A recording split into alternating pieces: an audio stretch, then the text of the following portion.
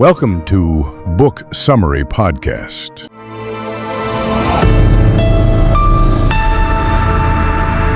Have you ever had one of those moments where you just knew something, like a gut feeling, maybe a snap judgment about someone new? Or a decision that felt absolutely right. Yeah, exactly. Only for it to turn out completely wrong. It happens all the time. Or you feel this strong conviction, but you can't quite pin down why. Right. We've all felt that mental sort of tug of war. Well, those aren't just random quirks. They actually reveal the often surprising architecture of our own minds. And that's what we're diving into today.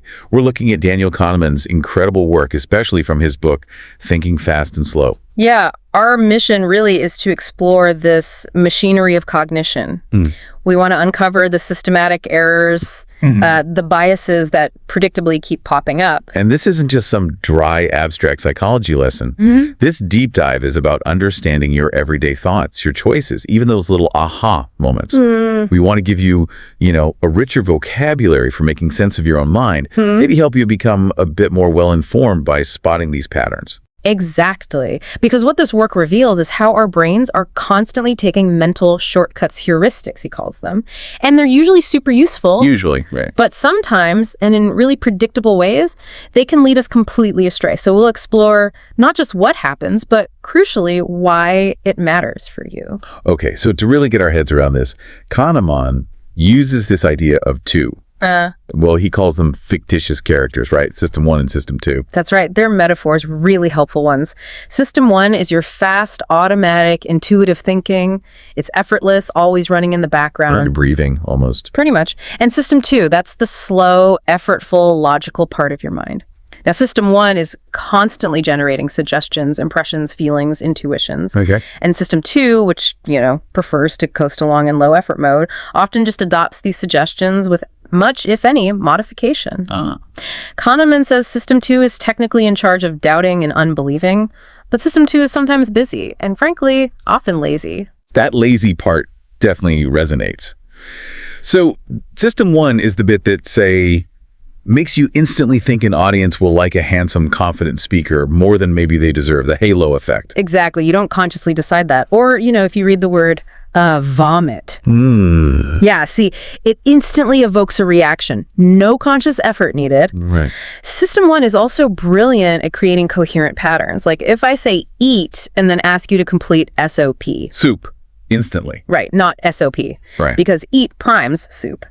It also connects cognitive ease, how easy something feels to process with illusions of truth. If you hear a random fact often enough, like the body temperature of a chicken is 144 degrees, it starts to feel true, even if it's nonsense. Wow. So repetition makes things feel true. It can, yeah.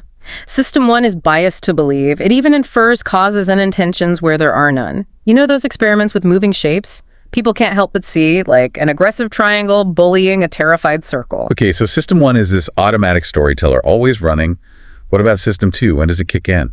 System 2 mobilizes attention for things that require real mental effort, like calculating 23 times 78 in your head. Definitely effortful. Or doing the Stroop test, where you see the word RD written in green ink and you have to say green.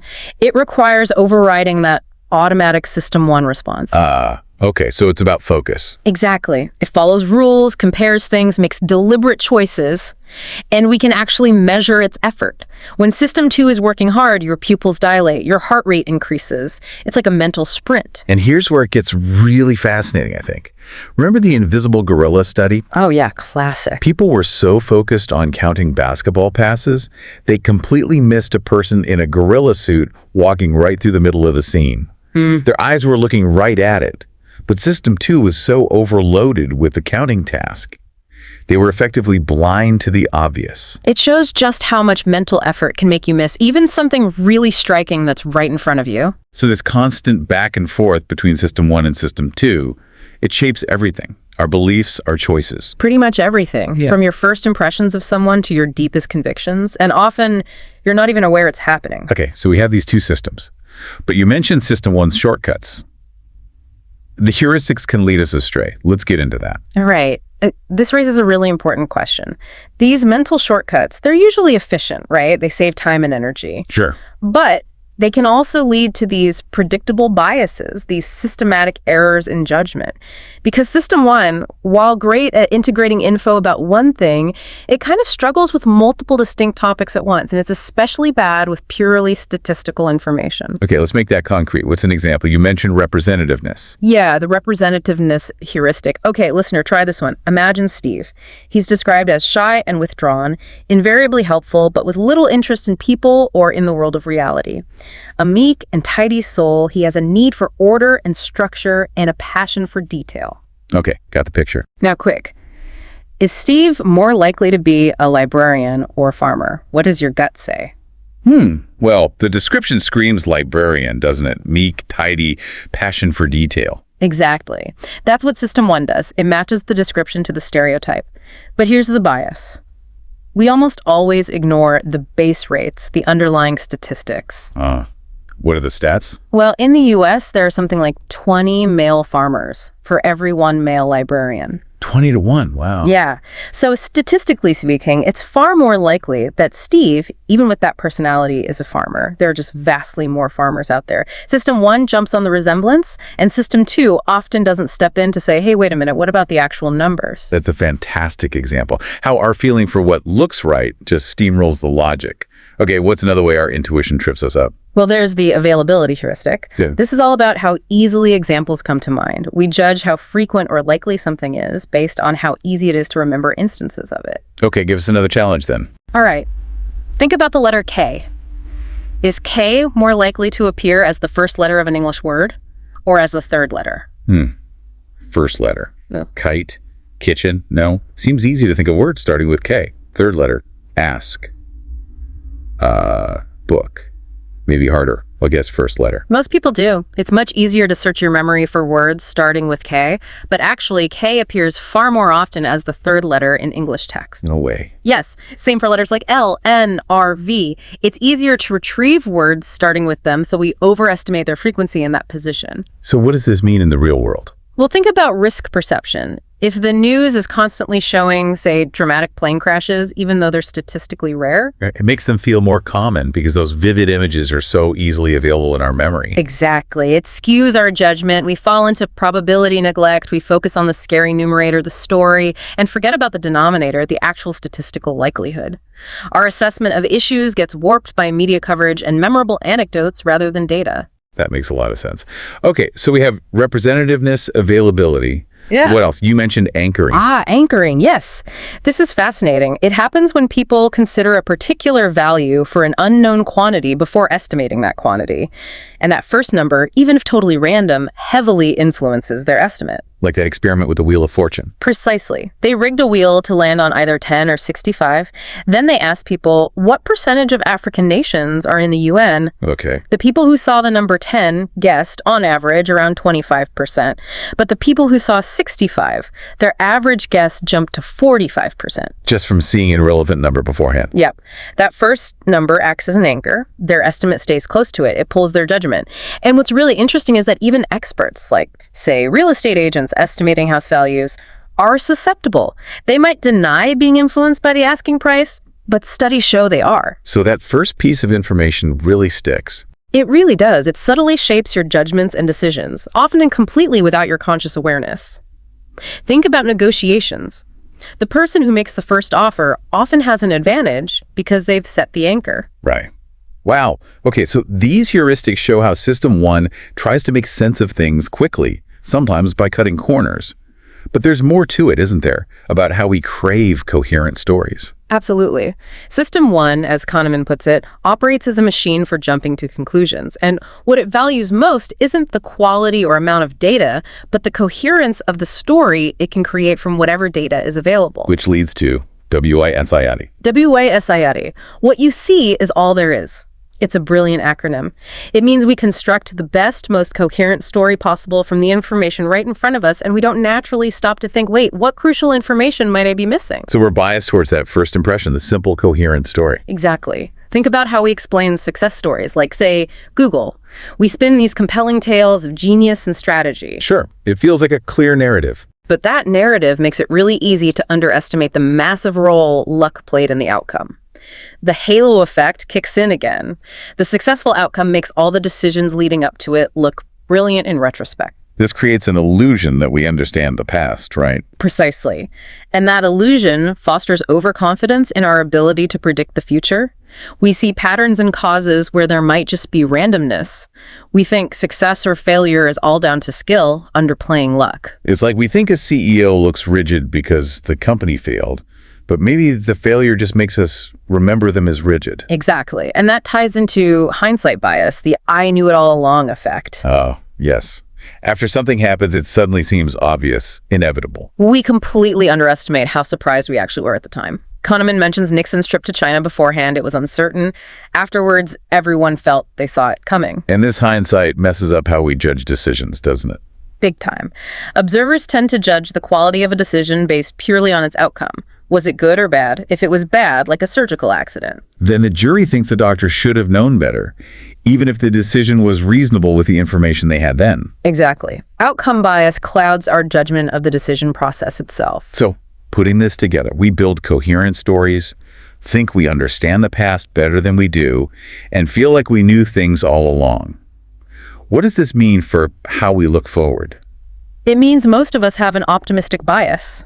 We tend to view the world as more benign than it really is, and we seriously overestimate our ability to forecast the future. Which leads to the planning fallacy. The planning fallacy, yes.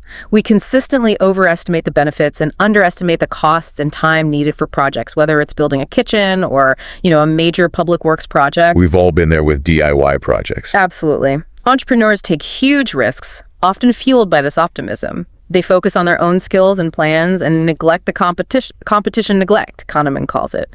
They spin these wonderful scenarios of success and overlook all the ways things could go wrong. Is there any way to fight this over-optimism? Well, there's a really clever technique proposed by psychologist Gary Klein called the pre-mortem. Pre-mortem, like before it's dead. Exactly. When a team is about to commit to an important plan, you get everyone together and say, okay, imagine it's a year from now. We implemented this plan. It was a complete disaster. Take 5 minutes and write down why it failed. Oh, interesting. What does that do? It legitimizes doubt. It overcomes groupthink where people might be hesitant to raise concerns once a decision seems made. It taps into people's imagination to look for potential flaws before they happen. It's a great way to inject some realism. That sounds really useful.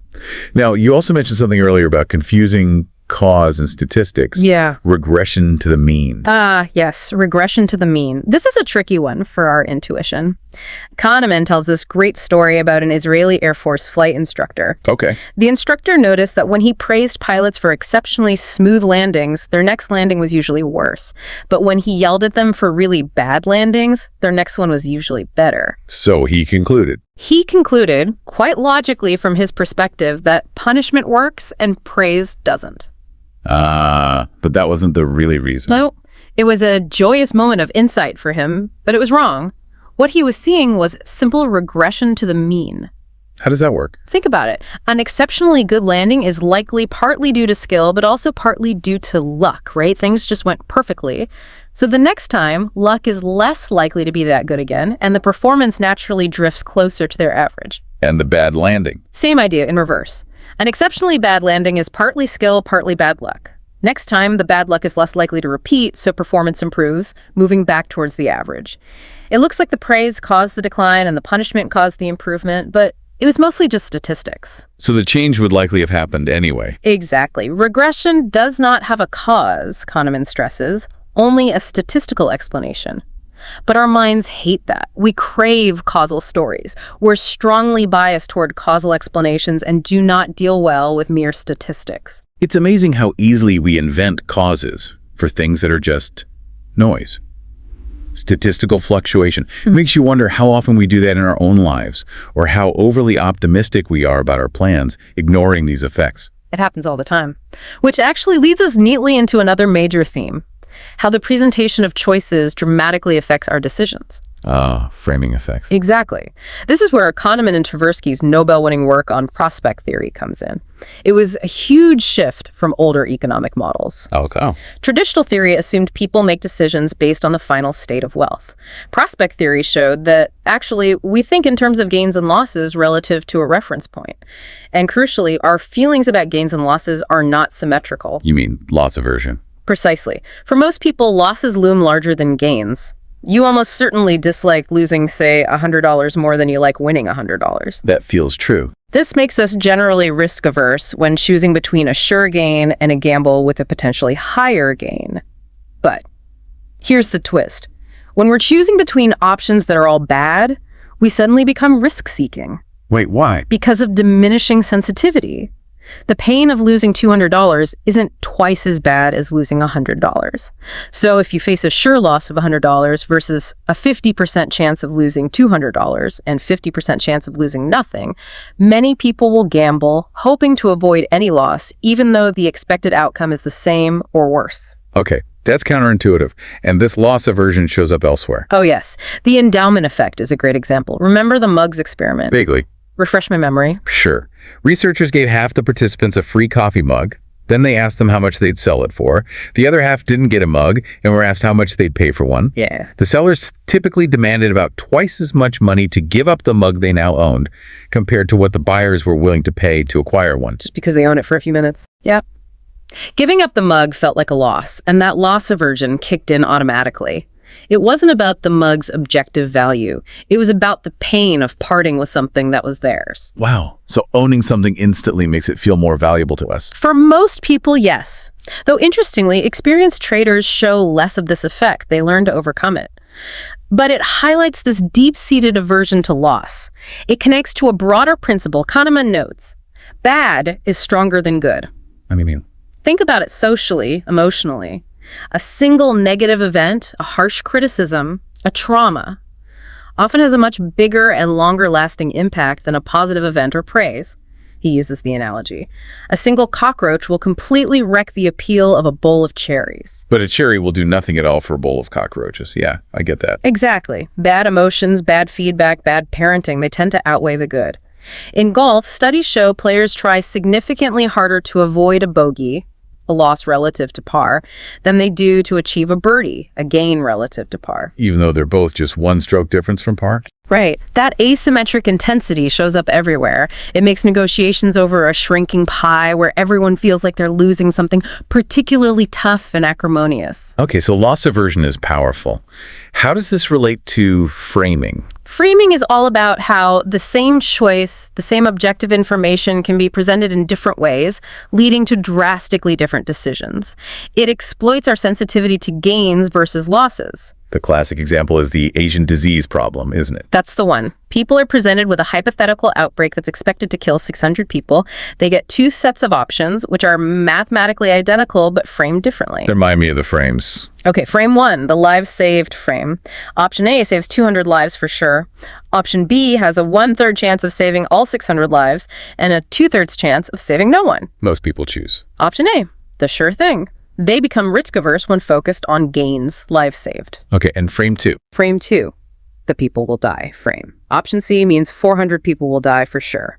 Option D has a 1/3 chance that nobody will die and a 2/3 chance that all 600 will die. Which is mathematically the same as frame one's options. But now most people choose option D. They become risk-seeking to avoid the sure loss, 400 deaths. The way the choice is framed, gains versus losses, flips the preference completely. that's actually quite disturbing. It is. Kahneman calls it embarrassing. It shows our choices aren't based purely on substance, but on the description, the frame. Our moral intuitions get manipulated by wording. Think about organ donation rates. Countries with opt-out systems have vastly higher donation rates than opt-in countries, just because the default frame is different. So the default option, the way it's presented, carries huge weight. Absolutely. Which leads to the idea of choice architecture and nudges. Since framing is so powerful, institutions can design choices architect them to gently nudge people towards better decisions, like automatically enrolling employees in retirement plans unless they actively opt out. It's libertarian paternalism, right? Yay. Keeping choice, but making the beneficial option the easy default one. Exactly. It leverages System 1's preference for the easy path and System 2's laziness. Deviating from the default requires effort and carries the potential for regret, which loss aversion makes us want to avoid. This really makes you question how many of your own choices are truly your own versus being influenced by the frame. It certainly does. And that brings us to perhaps the deepest, most philosophical part of Kahneman's work, the distinction between two different kinds of self. Two selves. Okay, I'm intrigued. Yeah, this really gets into questions of happiness and well-being. He proposes we have an experiencing self and a remembering self. Okay, what's the difference? The experiencing self is the one living life moment by moment. It feels pleasure, pain, boredom, joy as it happens. It's the consciousness of the present. Got it. And the remembering self? The remembering self is the storyteller. It's the part that looks back, evaluates experiences, constructs the narrative of our lives, and crucially, makes decisions based on those memories. So one lives it, one tells the story about it later. Pretty much. And here's the kicker. The remembering self is often the one calling the shots, but it's seriously biased in how it evaluates past experiences. Bias how? Two main ways. The peak end rule and duration neglect. Okay, break those down. Peak end. The peak end rule means that when your remembering self looks back on an experience, its overall rating isn't based on the sum total of feeling over time. Instead, it's largely determined by an average of the most intense moment, the peak, whether good or bad, and how the experience ended. Just the peak and the end. What about how long it lasted? That's duration neglect. The actual length of the experience, whether it was short or long, has almost no impact on the remembering self's overall evaluation. Wait, seriously. So a longer period of mild discomfort might be remembered more favorably than a shorter period with a slightly worse ending. Exactly. The classic experiments prove this. In one, people put their hands in painfully cold water. One trial was shorter but ended abruptly at peak pain. The other trial was longer overall, included the same painful period, but then added an extra phase where the water temperature was raised slightly, still uncomfortable, but less so. Okay. When asked which trial they'd prefer to repeat, most chose the longer one. Even though it involved more total pain? Yes, because it ended less painfully. The remembering self focused on the less unpleasant end and neglected the longer duration of suffering. It preferred the memory, even at the cost of the experiencing self's actual discomfort. That's mind-boggling. It applied to medical procedures too, right? Colonoscopies. Yeah, similar findings. Patients whose procedure was slightly extended but ended with less discomfort rated the overall experience better and were more likely to return for future screenings. The remembering self's flawed record-keeping influences future choices. So our decisions might be optimizing for good memories rather than good experiences in the moment. Often, yes. It raises profound questions about what happiness really means. Are we living for the moment-to-moment experience or for the story we tell ourselves afterwards? And this connects to another idea, the focusing illusion. Right. The focusing illusion is captured in the phrase, "Nothing in life is as important as you think it is when you are thinking about it."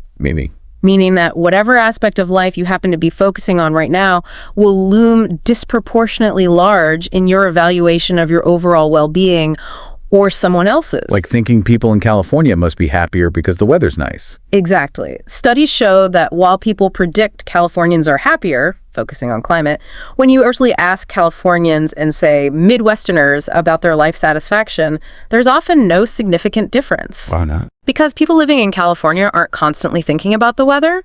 Their attention, like everyone else's, is mostly focused on their job, their commute, their relationships, the leaky faucet, the everyday stuff. When you ask them about climate, it becomes important, but it doesn't dominate their actual lived experience day to day. So we misjudge happiness, ours and others, by overemphasizing whatever we're currently focused on. Yes, we overestimate the impact of getting that promotion or buying that car or even suffering a disability. While adapting to paraplegia is incredibly hard, studies show that after adjusting, people with paraplegia experience positive moods a surprising amount of the time because their attention shifts away from their condition towards activities and interactions. The focusing illusion makes us bad at predicting future happiness, effective forecasting. Wow. So much to think about here. Okay, let's try to pull this all together. It's been quite a journey through the mind. It really has. We started with the two systems, right? System 1, the fast, intuitive, automatic pilot. And System 2, the slow, effortful, lazy controller. Then we saw how System 1's shortcuts, the heuristics like representativeness, availability, anchoring while often useful, lead to predictable biases. Making us rely on stereotypes, easily recalled examples, or irrelevant first numbers. Exactly. Then we explored our tendency to create coherent stories, often ignoring luck and statistics, leading to illusions of understanding the past, hindsight bias, and over-optimistic planning fallacy. WISIAD, what you see is all there is, driving so much of that. And we saw how powerfully the framing of choices influences us thanks to loss aversion and the endowment effect. The way something is presented can matter more than what's actually being presented. Saving lives versus people dying. Yeah. Owning the mug versus buying it. Right. And finally, we touched on this profound split between the experiencing self, living life moment by moment, and the remembering self, the biased storyteller governed by the peak end rule and duration neglect. So what's the big takeaway? Should we just distrust our intuition completely? No, not at all. That's impossible and often undesirable. Intuition is incredibly powerful. The goal isn't to eliminate System 1, it's to, as Kahneman suggests, educate gossip. Learn the language of these biases and heuristics. Recognize the situations where your intuition is likely to be flawed. Become better critics of our own thinking. Precisely. Recognize that you know far less about yourself than you feel you do. By spotting these patterns, you can cultivate a more engaged System 2, one that's a bit less lazy, more skeptical of easy, attractive answers, more willing to question its own intuitions. So use System 2 to check System 1, especially when the stakes are high. Exactly. It's about applying that effortful thinking strategically. Okay, so here's a final thought for everyone listening. Think about a situation right now where you have a strong gut feeling, a powerful intuition about a decision you need to make. Knowing everything we've just discussed, that System 1 is biased, loves coherence, ignores statistics, and that System 2 is often lazy. What's one concrete thing you could do right now to challenge that intuition? Could you deliberately seek out disconfirming evidence? Could you look for the base rates, the statistics? Could you try reframing the problem from a different perspective, maybe focusing on potential losses instead of just gains? How might deliberately engaging in that kind of slow thinking, just for a moment, potentially change the decision you make, or at least your confidence in it? Something to really chew on.